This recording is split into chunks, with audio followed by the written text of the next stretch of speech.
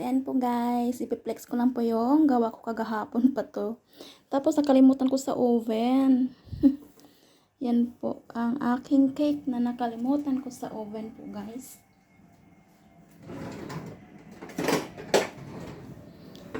Nakalimutan ko siya sa oven lang. Wala kasing kumakain din. Wala din nang hingi sa akin kaya tuloy. Yun, so nice. Perfect naman din ang aking cake. Muntik ko nang nakalimutan yung egg po niya kasi hinanda ko na po all ingredients po. Tapos pagtingin ko, nilagay ko na dun sa oven. Naka-ready na. Nakita ko yung egg ko, nagagulong-gulong pa doon sa ano. Kaya kinuha ko ulit at nilagyan ko siya ng egg. Ganun po nangyari sa cake na to. Ngayon, nakalimutan na naman siyang kainin. Di ba, ang cookie naman siya. Ang ganda naman, oh. Kainin nga natin. Ayan po, guys. So, yummy. Ayan.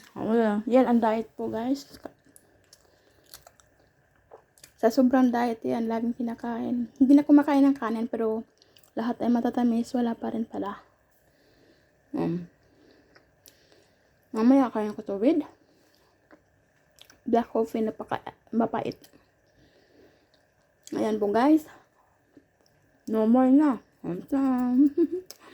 Thank you guys.